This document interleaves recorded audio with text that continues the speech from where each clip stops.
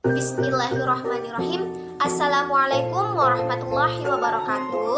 Halo semuanya, gimana kabarnya hari ini? Semoga kalian senantiasa sehat selalu ya. Baiklah, di sini saya Gusti Arfiana dengan NIM 119103222023 yang berasal dari kelas MPI AP4B dengan jurusan Manajemen Pendidikan Islam, konsentrasi Administrasi Pendidikan, mahasiswa aktif semester 4 UIN Suskaryau. Dengan yang terhormat Ibu Dr. Anda RD Chu Berlian Purnama MSI selaku dosen pengampu mata kuliah Psikologi Manajemen.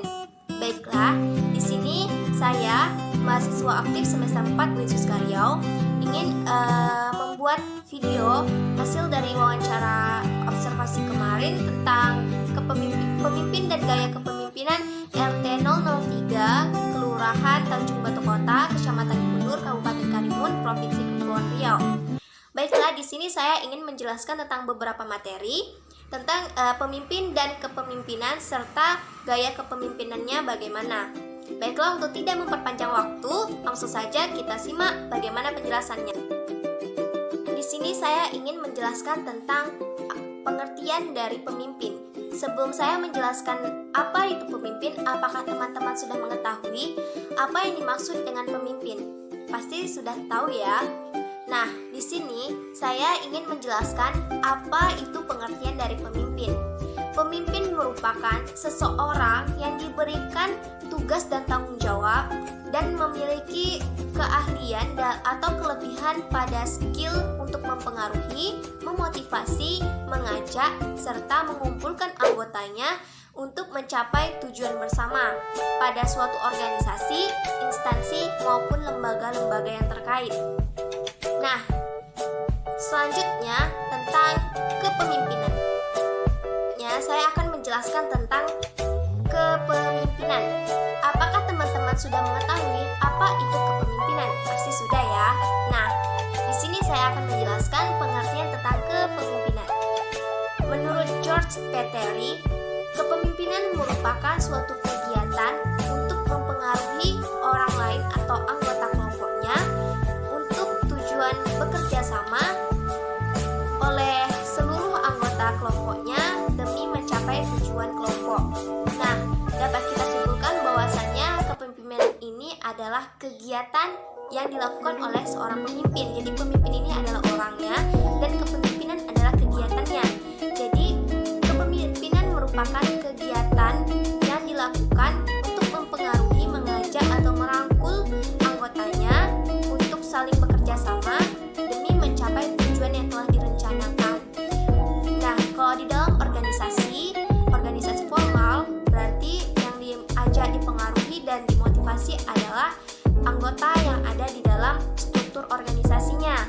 Nah, jika informal seperti pada organisasi kecil, yaitu pada keluarga, maka kepala keluarga atau seorang pemimpin harus mampu mempengaruhi atau mengajak anggota keluarganya menuju hal yang kebaikan.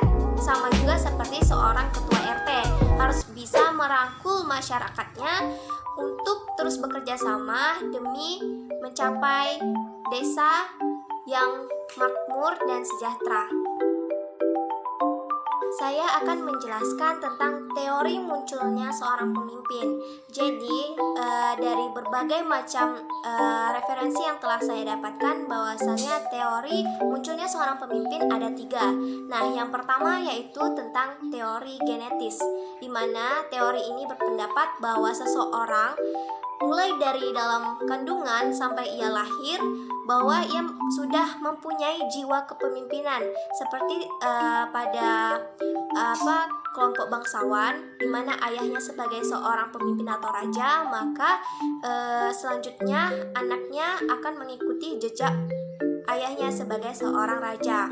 Nah, sedangkan yang kedua yaitu teori sosial. Di teori sosial berpendapat bahwa seorang pemimpin bisa menjadi pemimpin pada suatu lembaga, organisasi maupun instansi melalui pengalaman, pelatihan maupun pendidikan yang diembannya, sehingga ia mempunyai kemampuan untuk memimpin atau mempengaruhi orang lain demi mencapai tujuan bersama. Nah, yang terakhir yaitu teori ekologi, di mana teori ekologi ini adalah gabungan di antara teori genetis dan teori sosial. Yaitu setelah seseorang mempunyai jiwa kepemimpinannya sendiri semenjak dari lahir, maka jiwa kepemimpinan ini diasah lagi oleh pelatihan, pengalaman, dan pendidikan yang ia emban. Dan ada juga yang berpendapat bahwa teori ekologi ini seorang pemimpin bisa menjadi pemimpin dikarenakan dipilih oleh kepala kelompok atau dipilih oleh anggota kelompoknya sehingga dia dipercayai untuk menjadi seorang. Setelah saya menjelaskan apa saja teori munculnya seorang pemimpin, maka di sini saya akan menjelaskan apa saja sih gaya-gaya penerapan yang dilakukan oleh seorang pemimpin dalam kegiatan kepemimpinan. Nah, yang pertama yaitu tentang gaya kepemimpinan demokratis, di mana seorang pemimpin dalam pengambilan keputusan melalui musyawarah dan kesepakatan bersama sehingga terjadi feedback atau timbal balik yang baik antara anggota dan pemimpin. Nah, yang kedua tentang gaya kepemimpinan otokratis, di mana pemimpin mengambil keputusan sendiri atau dari ide dan gagasannya sendiri tanpa ikut campur dari anggotanya.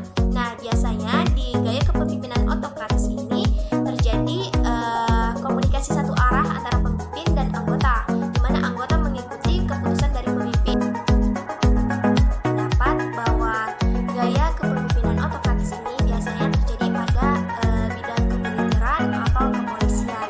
Nah, selanjutnya ada gaya kepemimpinan paternalistik, di mana pada gaya ini terlihat pemimpin seperti memiliki sifat kebapaan atau dia merangkul anggotanya sehingga terjadi suatu hubungan yang nyaman dan tentram pada suatu organisasi tersebut. Nah, selanjutnya ada juga tentang gaya kepemimpinan birokrasi, di mana seorang anggota harus mengikuti tatanan atau aturan yang telah ditetapkan pada suatu organisasi atau suatu instansi yang diembannya. Nah, selanjutnya ada tentang gaya kepemimpinan partisipatif, di mana seorang pemimpin memberikan ruangan yang luas kepada seorang anggota untuk memberikan ide atau gagasannya sehingga tercipta keaktifan pada seorang anggota kelompoknya atau suatu anggota organisasinya. Nah, untuk selanjutnya ada tentang gaya kepemimpinan delegatif, di mana pada gaya kepemimpinan ini seorang pemimpin membiarkan atau cenderung pengambilan keputusan ini dilakukan oleh siapa saja, tidak kepada pemimpin tersebut atau kepala bidang masing-masing.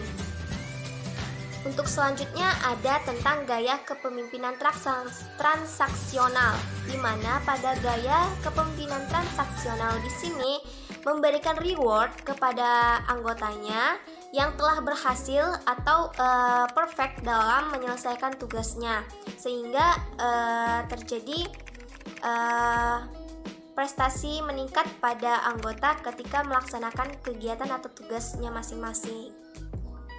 Nah, ada juga tentang gaya kepemimpinan transformasional, di mana seorang pemimpin dia memberikan energi atau semangat yang positif kepada anggotanya dan langsung turun tangan ketika seorang anggota sedang membutuhkan bantuan untuk menyelesaikan tugasnya atau yang ada kekeliruan dalam tugas-tugas yang diberikan.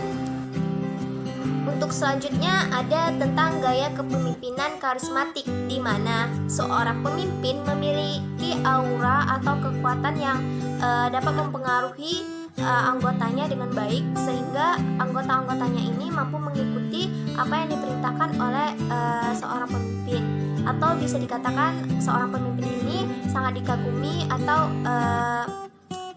dielu-elukan oleh anggotanya karena memiliki karisma yang baik dan bagus.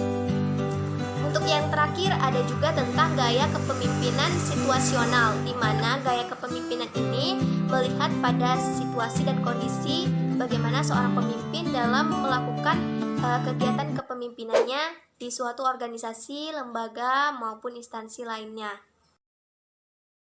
Observasi wawancara kemarin, saya telah membuat wawancara bersama Ketua RT 3 Kelurahan Tanjung Batu Kota, Kecamatan Kundur, Kabupaten Karimun, Provinsi Kepulauan Riau.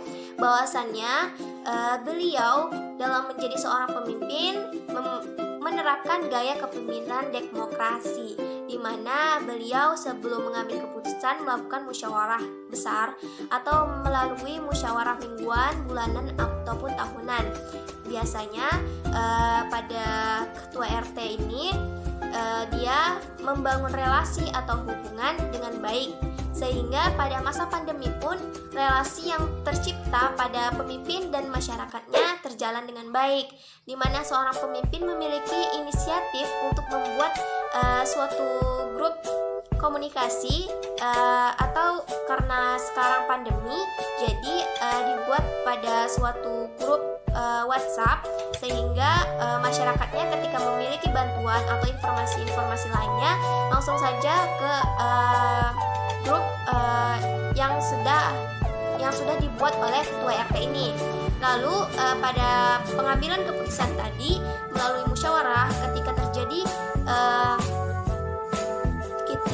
suatu konflik atau perdebatan pro dan kontra, maka kepemimpinan Bapak RT 003 ini mengikuti suara terbanyaknya siapa yang pro atau yang kontra. Nah, kalau misalnya di sini 50-50, maksudnya 50% 50% pada pendapat yang pro dan kontra, maka ini akan memikirkan kembali yang mana yang lebih baik untuk program kerja atau kegiatan yang akan dilakukan. Nah, jika tadi yang lebih banyak yang pro, maka akan diambil, atau yang kontra. Tetapi harus dilihat lagi apa saja kebaikan atau manfaat dari penyampaian pendapat tadi, atau ada pula dampak atau kesulitan yang lainnya. Nah, di sini saya ada potongan dari video wawancara kemarin tentang bagaimana cara RT Bapak Mukson Hadi selaku RT 003 Kelurahan Tanjung Batu Kota membuat suatu keputusan dalam mengambil konflik ini agar terselesaikan dengan baik. Maka selanjutnya akan kita lihat bagaimana cara penanganan konflik tersebut. Mana yang betul-betul tidak mampu, itulah yang kami tersalurkan. Itu kalau melalui saya. Jadi makanya tadi saya gunakan lagi yang masalah untuk telekomunikasi tadi, elektronik. Makanya saya pakai elektronik, pakai handphone, saya langsung pribadi, Pak, ambil di sini. Nah, jadi Bapak itu datang, lepas itu jangan ngomong dengan yang tak dapat. Dirahasiakan, jadi supaya tidak terjadi komplikan, perdebatan nanti kesian. Seperti itulah cara saya untuk menindaklanjuti. Jadi selain dari yang tidak dapat itu, biar tidak terjadi kayak aplikasi atau apa, jadi dirahasiakan supaya itu dirahasiakan saja. Tapi kalau memang lebih, apa salahnya? Semua langsung kita panggil. Ya kayak contoh kemarin masalah bantuan corona yang sudah tahun berapa itu? 2020 ya. Nah, itu kan semua dapat. Nah, itu memang saya langsung kumpul di rumah. Kumpul di rumah pakai nomor entry. Nah, jadi entry panjang, pakai masker apa semua, nanti ambil satu-satu. Nah, udah dapat tantangan pulang, udah dapat tantangan pulang. Nah, ya, bisa ada buktinya, dan saya lakukan lagi ke kelurahan dan kecamatan. Itulah cara kita. Setelah kita lihat bersama-sama tadi potongan video wawancara dari Bapak Ketua RT 03, yaitu Bapak Mukson Hadi, maka sekian yang dapat saya sampaikan tentang pemimpin dan kepemimpinan RT 003 Kelurahan Tanjung Batu Kota. Jika tersalah silap kata, maka saya mohon maaf karena saya masih dalam tahap belajar. Saya akhiri dengan wabillahi taufiq wal hidayah. Wassalamualaikum warahmatullahi wabarakatuh. Semoga bermanfaat untuk kita semua. Dadah.